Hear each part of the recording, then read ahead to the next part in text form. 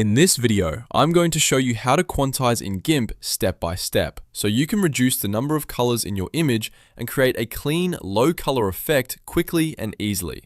This is really useful if you want a posterized look, a retro game style, or if you simply want to prepare an image for a specific palette. And if this tutorial helps you out, make sure to hit the like button and subscribe for more easy software guides just like this. Alright, let's jump into GIMP. First, open the image you want to quantize inside GIMP. Once your image is loaded, go up to the top menu bar and click Image. From there, hover over Mode and then select Indexed. This is the key step because quantizing in GIMP means converting your image from full RGB color into an indexed color image with a limited palette. As soon as you click Indexed, the Convert Image to Indexed Colors dialog box will appear. This is where you control how the quantization works, and it gives you a few important options depending on the result you want. If you want GIMP to decide the best palette automatically, choose Generate Optimum Palette. This is the easiest option for most images because GIMP analyzes the picture and builds a palette that fits it as closely as possible. It's a great choice if you just want to reduce colors while keeping the image looking as good as possible. Next, look at Maximum Number of Colors. This setting lets you choose exactly how many colors you want in the final image. For example, you might choose 8 colors for a very simple retro style, 16 colors for a more balanced low color look, or 32 colors if you want to keep a little more detail.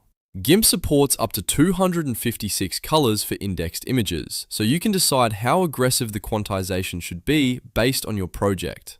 If you do not want GIMP to create a new palette automatically, you can use Custom Palette instead.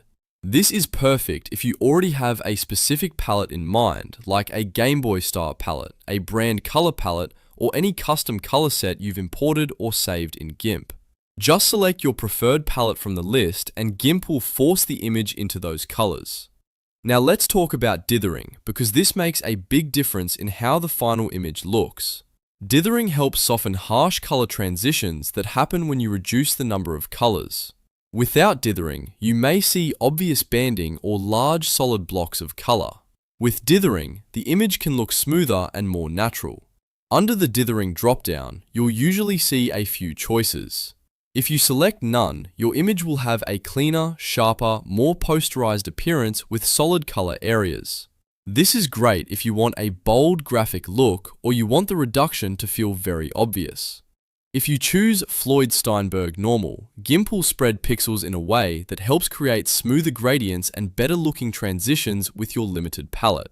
This is one of the most common choices when you want the reduced color image to still look visually pleasing.